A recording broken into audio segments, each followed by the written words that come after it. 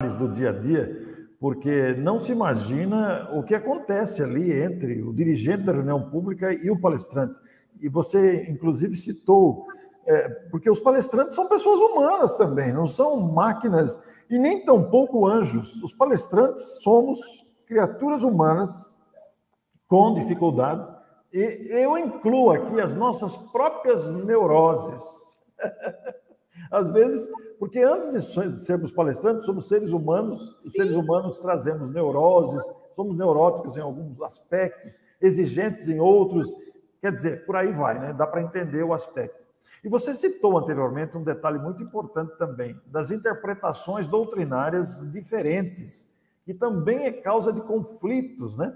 Às vezes palestrantes desavisados, palestrantes imprudentes, palestrantes precipitados, e dirigentes também desavisados, imprudentes, precipitados, que às vezes causam conflitos públicos, o que é muito desagradável. Nós, os palestrantes, temos que ter consciência do papel que nos cabe, o dirigente, idem. Então, é um desafio muito grande a administração de uma casa espírita. E aqui, nós estamos falando apenas da reunião pública. Vocês vejam o universo de situações. A Carolina deu o exemplo de fechar a persiana porque estava atrapalhando o slide, a implicância com o microfone, né? Eu já presenciei reuniões em que um ligava o ventilador, o outro ia e desligava. Aí o outro levantava e ligava. Tem também. Tem uns que vêm reclamar com a gente que está muito forte o ar-condicionado. Eu penso assim, por que você não muda de lugar em vez de vir reclamar? O ar-condicionado, ele não é tão simples de regulagem assim. No meio de uma reunião, você não vai ficar mexendo nisso. Então, muitas vezes, dá para mexer. Hoje, os aparelhos de ar-condicionado, eles são digitais, você consegue controlar, mas fica aquele tumulto que dispersa a atenção. Então, se você está incomodado com o volume do ar-condicionado, talvez você esteja na frente do ar-condicionado, mude de lugar, por favor, ao invés de criar dificuldades interiores ali de todo tipo, né? E então, às vezes cria um climão ali que não precisa. Exatamente.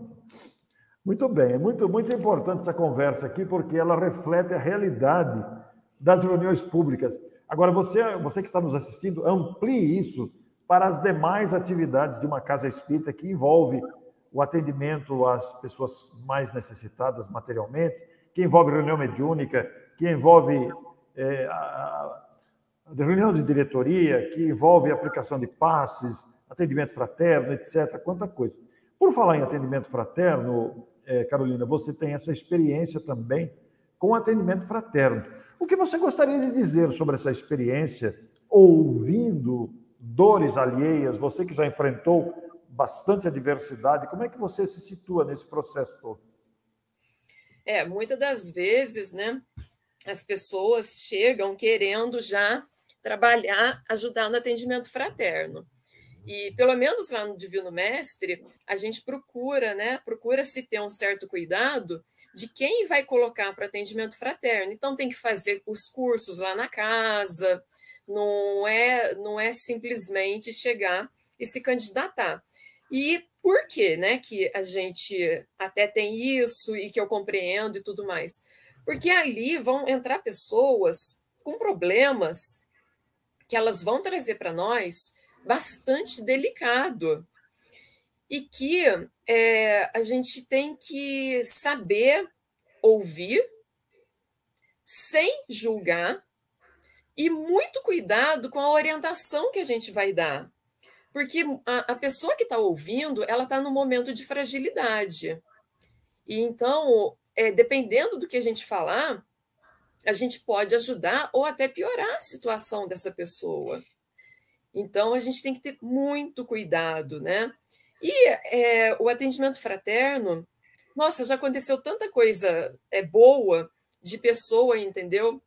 Voltar depois para poder contar que as coisas melhoraram e tudo. E tem até as coisas engraçadas, né? Teve um atendimento fraterno que eu fiz que eu não me esqueço. Nossa, nunca. Porque eu tenho uma filosofia que é assim, que no dia que eu sou dirigente, o trabalho começa às 2h30 e ele é para terminar às 3h30. Mas a gente chega mais cedo e a gente geralmente não tem hora para ir embora.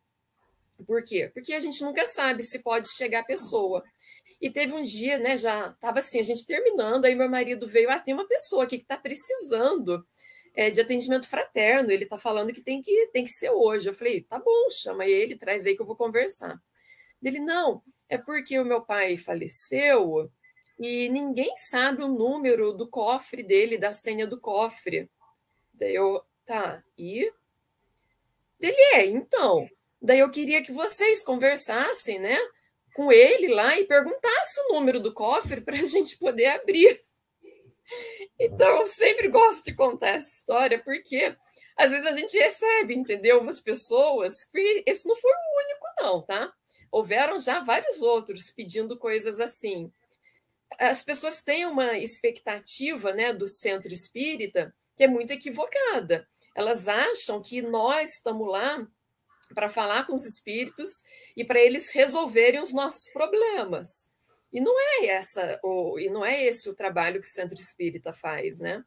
Então, o atendimento fraterno, a gente precisa estar muito, muito conectado com o plano espiritual para a gente poder saber ouvir, saber acolher e saber o que vai orientar aquela pessoa, que é uma pessoa em necessidade. E a gente escuta coisas assim, desde banalidades a coisas extremamente complicadas e que até mesmo se a gente não souber o que dizer, não fala, mas recomenda a oração, fluidoterapia. Isso não vai fazer mal para ninguém, muito pelo contrário, vai ajudar. Carolina, você que atua na área do atendimento fraterno, qual é o aspecto mais expressivo que aparece refletindo as angústias da alma? Qual é na sua opinião, quais são os casos que se sobressaem gerando angústia, sofrimento, gerando torturas de alma? Quais são os casos mais expressivos, assim, por assunto, digamos? Olha, se a gente puder resumir numa categoria, são conflitos de relacionamento. Sempre é conflito de relacionamento. É com pai, é com mãe, é com marido, é com filho, é com esposa. Sempre são questões que, se a gente começa, entendeu, a ouvir o que aquela pessoa está trazendo, está relacionado a isso. Então, é assim, porque é a minha irmã que está fazendo trabalho para mim, mas o problema vem antes da irmã estar fazendo trabalho, porque aquelas duas irmãs estão tendo conflito, elas não estão se entendendo. Outro dia veio uma pessoa que ela disse que era a madrasta, que estava fazendo trabalho para ela. Mas antes do trabalho, né? Você entende, né, o que é o trabalho que eu estou falando? Eles vêm dizendo que estão fazendo mal feito, né? Mal feito. Isso, mal feito. Mas antes disso ocorrer, há um conflito de relacionamento ali. Então, sempre o que versa a grande maioria dos atendimentos fraternos que eu já fiz nesses, acho que 8 anos que eu faço atendimento fraterno, sempre é conflito de relacionamento. Porque coisa, né? A gente percebe o quanto precisamos da grandeza desta doutrina que nos ajuda a viver e a enfrentar esses obstáculos todos. Carolina, em determinado momento da nossa conversa aqui, você falou que você aprendeu muito na condução, na coordenação das reuniões, porque você sempre falava do que é certo, isso é errado, mas você compreendeu que a gente precisa ter uma flexibilidade na aceitação das coisas, com muita tolerância, com muita paciência. Nós estamos falando de conflito de relacionamento, né? E hoje, com a experiência que você acumulou, você considera que aquela noção mais inflexível que você tinha, ela já se tornou mais flexível hoje, com as experiências todas? Eu estou procurando, né? Então, eu acho que hoje em dia, em vista do que eu era, eu acho que eu já melhorei bastante. Então, tem momentos, né, que eu paro e eu me questiono. Será que eu não estou sendo muito inflexível? Será que eu não estou sendo intolerante? E aí eu vou buscando, entendeu? Eu vou, rezo, peço que eu seja iluminada, entendeu? Então, eu acredito que a gente sempre tem coisa para melhorar. Eu acredito que eu estou caminhando. E muita coisa que eu antes que eu brigava até, entendeu?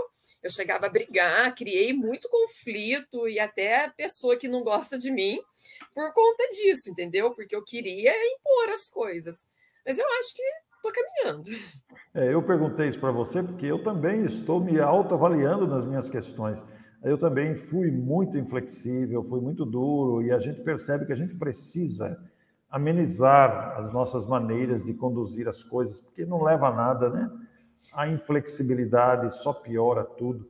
Agora, Sabe o que eu penso? Eu acho que a gente precisa se preocupar mais em fazer amigos do que em fazer inimigos com as nossas certezas.